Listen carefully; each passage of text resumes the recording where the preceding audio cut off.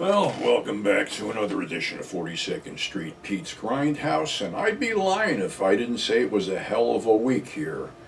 Monday I picked up Blanca from the vet. I'm not picked her up, I brought her back to the vet to get the sutures out finally, and she seems to be doing fine. She's a little bit off, but when you lose a body part, you're going to be a little bit off, missing the tail, and I'm not going to show a picture of this until it heals because you don't need to see that.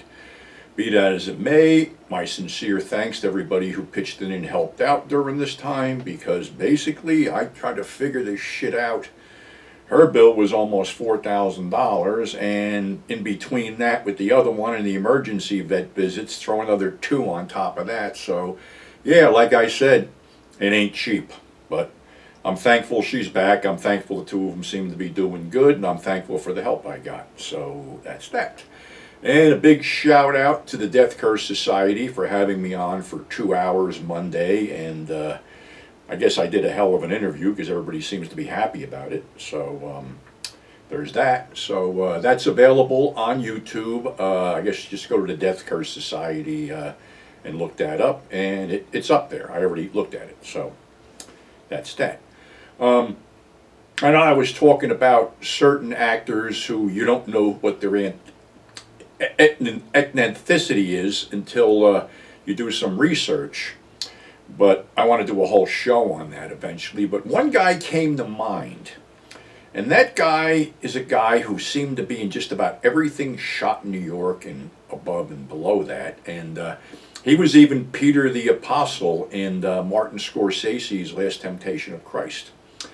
He was a regular in a lot of Ferrara films, and his name is Victor Argo. He's a Puerto Rican actor out of New York, originally from Puerto Rico. He made a career of basically playing thugs and cops. He was the main cop in King of New York. He was part of the crew that was looking to take out Christian Slater in True Romance. He was the guy who put a bullet through a guy's head, and I think it was Raw Deal with Schwarzenegger. So he's done just about everything. But there's one thing he did that people may not be aware of, and that's a film called The Electric Chair. And this thing was basically written for Harvey Korman, and it's basically a one-man show, which basically shows a comic doing a complete fucking meltdown in like 90 minutes. Now, what happened was that Harvey's mother took sick and he couldn't fulfill the commitment to shoot the movie, but he got a hold of the director. I have this thing here. The director was...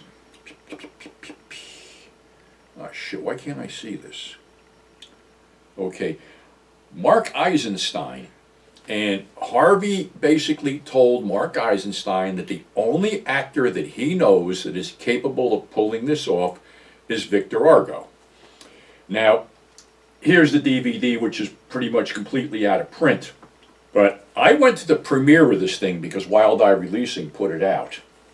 And the quote on the back is, "It's like watching Bukowski box Lenny Bruce with brass knuckles at a dive bar in hell."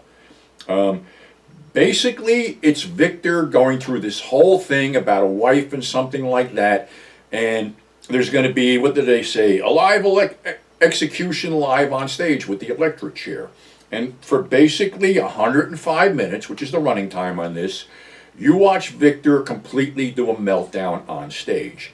It's incredible. Like I said, I went to the premiere, and it was a mesmerizing performance. And like I said, I don't know if you can still get this, but it's definitely worth a look. Maybe it's on Tubi, maybe it's public domain by now, I don't know. But it's definitely worth a look, and this guy can really pull it off. And strangely, when I was working for Liquidators, we were hanging out one day, and who comes walking down the street but Victor Argo, impeccably dressed. He made John Gotti look shabby, I'm telling you. So unfortunately, he's no longer with us, but like I said, this thing's definitely worth seeking out. Lorraine, I was telling this story to, and she goes, "You ought to tell this on YouTube. It's another Big Al extravaganza." See, back in the day, I used to do a lot of walking around town, and I was walking up Mount Pleasant Avenue one day, and there's this ditch on the side of the road, and I saw a fire hydrant in the ditch. unattached to anything, just laying there. So I went back and got my car and got a few friends, and we rolled the fire hydrant into the trunk of my car. We brought it home and we placed it on the lawn in front of my house. Within 5 minutes of us doing that, the police showed up with all kinds of questions in order we get this stuff and shit like that, because my neighbors were rats. Basically, what people don't really know back then is the town that I lived in was West Orange, New Jersey. And there was 2 high schools in West Orange. There was West Orange High and Mountain High. Now, Mountain High was on the top of the hill, and West Orange High was at the bottom of the hill. So instead of dividing the town in half, they divided it like this. So I sort of lived on top of the hill when I went to West Orange High, and people that lived at the bottom of the hill went to Mountain High. It was stupid, but there's a reason for this. My father was, my parents were Italian, obviously, and, we had, lived in a small house that when my father had borrowed money from my grandfather to buy. It was a small little house, but once you got 3 kids, the little house don't work. So my father had a business. He was a pharmacist, and we managed to get this house up toward the Livingston West Orange border.